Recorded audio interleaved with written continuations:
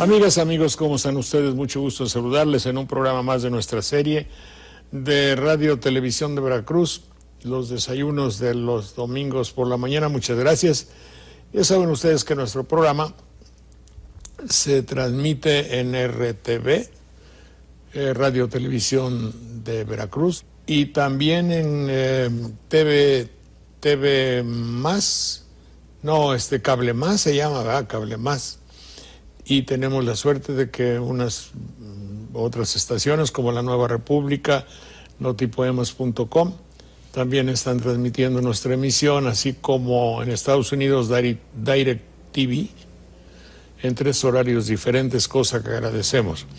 Nuestro programa, desde luego, ha tenido, como ustedes si han seguido su curso, pues ha tenido siempre una especie de necedad, casi podría decir, de presentarles a ustedes estos temas relacionados con el lenguaje y particularmente en Sopa de Letras. Vamos a comenzar, antes de que lleguen nuestros compañeros habituales de nuestro programa, algo muy especial, ya que nos ocupamos de nuestra manera particular de hablar, y la manera particular de hablar de los veracruzanos es muy significativa, y ustedes saben a qué me refiero, y particularmente del veracruzano viejo, donde se hablaba de una manera muy florida, digamos florida, muy chistosa, muy agradable, muy descriptiva.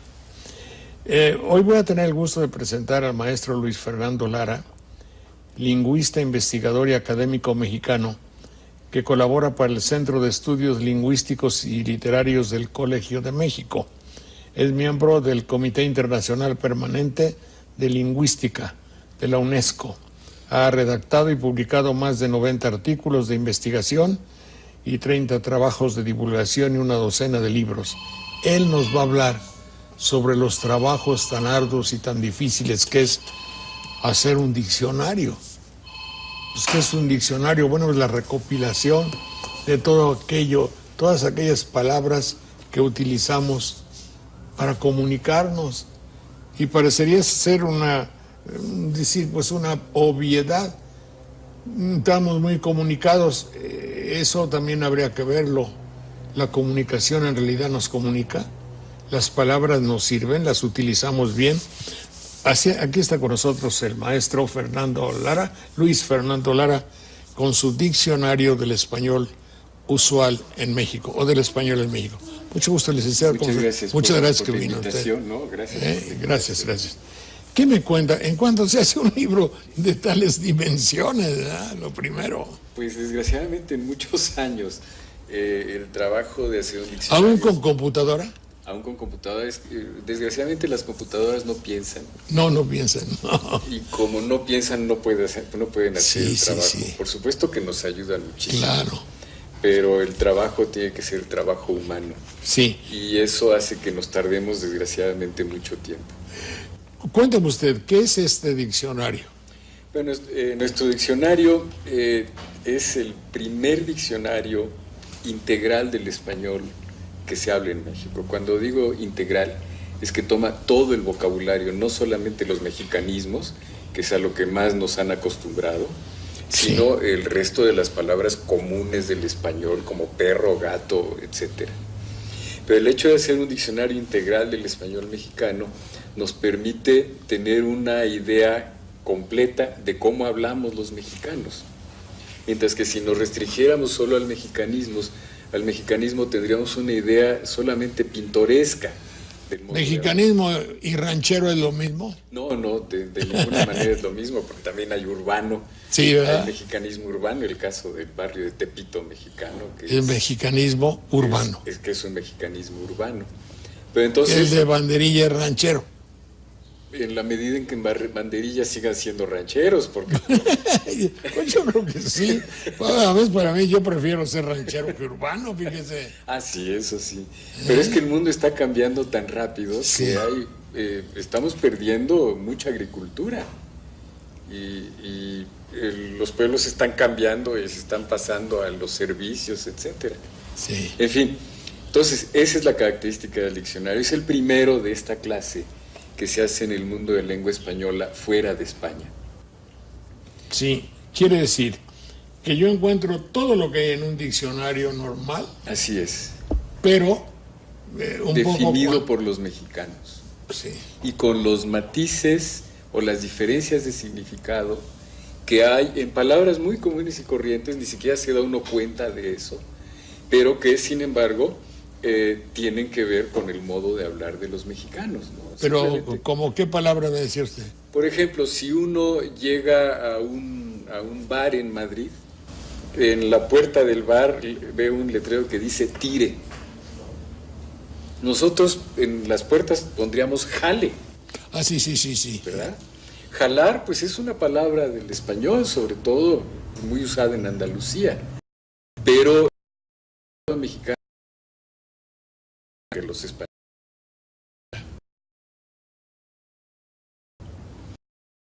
Por ejemplo, nuestra concepción de la soberanía, que es tan importante para México.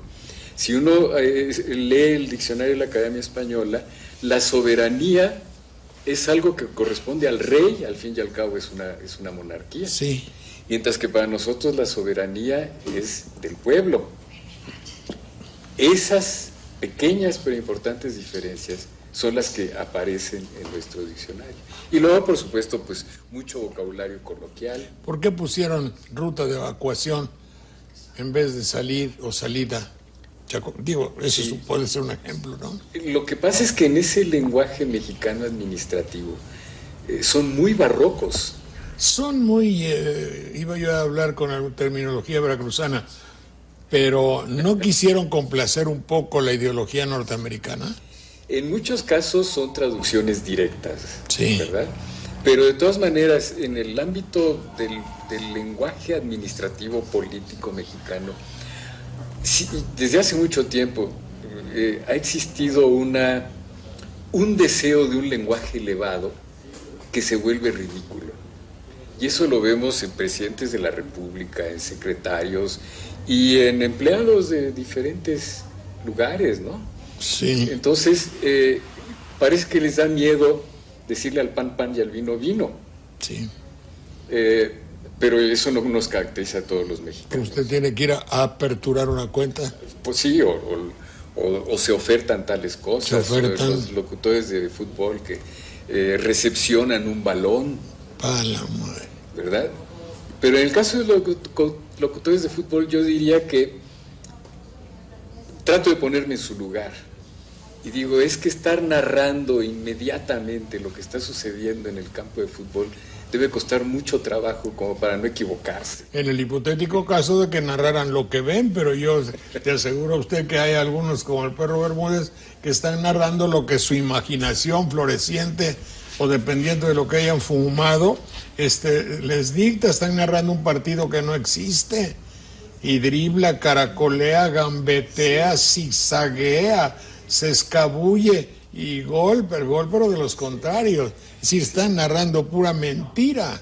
Eso es verdad. Eso ya va por mi cuenta. ¿me Eso entiendes? es verdad, pero yo supongo que narrar en una situación así debe inducirlo a uno a cometer muchos errores.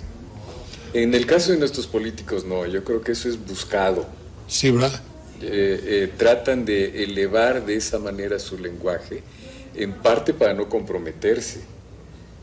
O ese gusto por los eufemismos, que ahora ya no dicen niños de la calle, sino que dicen niños en situación de calle. Paso. O aquello que se inventó Fox de adultos en plenitud. Sí, como yo biznando. Y lo que ahora también hablan de personas con aptitudes diferentes. O el invidente. O el invidente, que son eufemismos. En el nazismo hubo muchos eufemismos. Cuando de esta Goebbels. clase. Sí. Eso que usted está señalando es gravísimo. Es decir, en cualquiera de los ángulos que se vea, el que quiere hablar así no quiere comunicarse. Así es. Quiere imponer una personalidad hipotéticamente superior.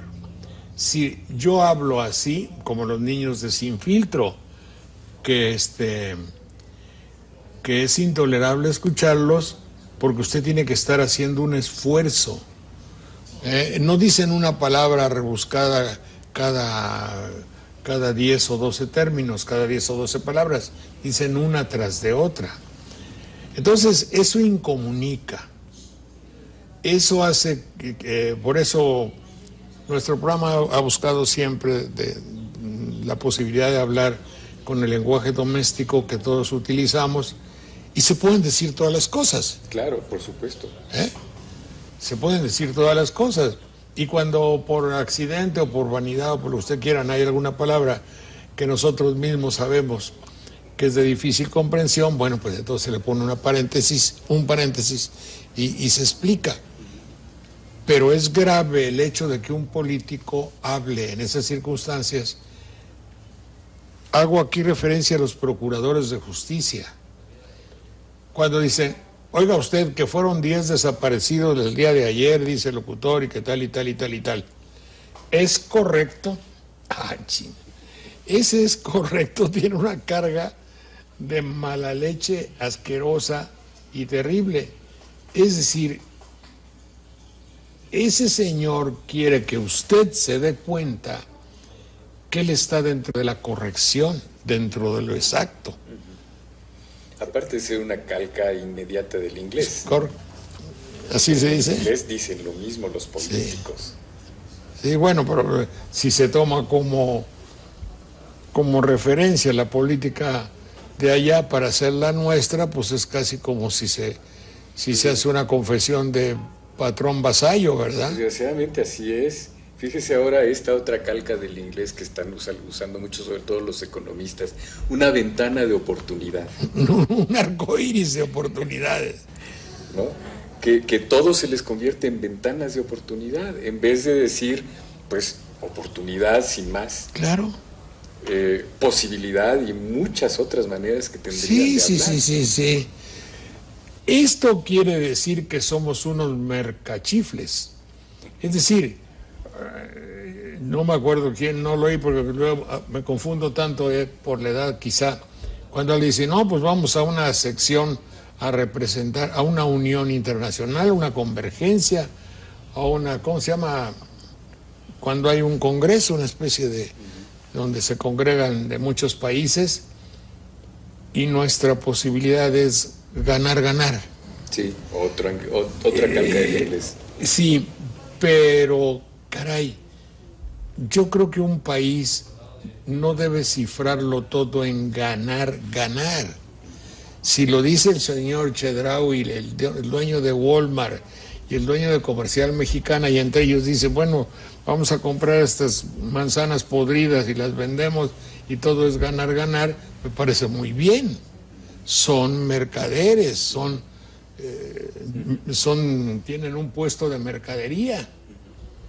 Pero para un país yo creo que hay cosas mucho más nobles que ganar. Por supuesto. Pero desgraciadamente... ¿Y también es inglés? También es inglés. Es decir, todo el horizonte de expresión que tienen estos políticos de nueva ola, economistas, etcétera, es un horizonte norteamericano. Es decir, han perdido contacto con la realidad mexicana.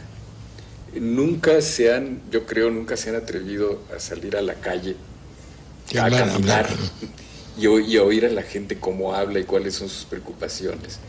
Y en cambio utilizan todas estas expresiones que provienen de los economistas del Banco Mundial y del Fondo Monetario Internacional, y eso les organiza todo su horizonte de comprensión de las cosas. Es una perfecta ideología.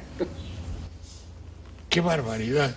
Pero yo creo que tendríamos que hacer que el pueblo, que el ciudadano, y yo expresamente no digo el televidente, porque yo creo que televidente ya podría ser un término peyorativo, es decir, ofensivo. Si ustedes consideran, nunca se deje que le llamen televidente. Yo no lo uso en los programas, pues usted es un amigo, alguien que pues sigue o ve nuestros programas, pero porque al televidente se le reclama no pensar, y parecería ser que hay una tendencia a que usted no piense, y cuando piense le dan gato por liebre. El locutor que le dice aperturar no es porque sea más culto, No, no, es porque es un imitador de un lenguaje y de una filosofía extranjera, filosofía, claro. ¿verdad? Sí, así Claro que es. sí.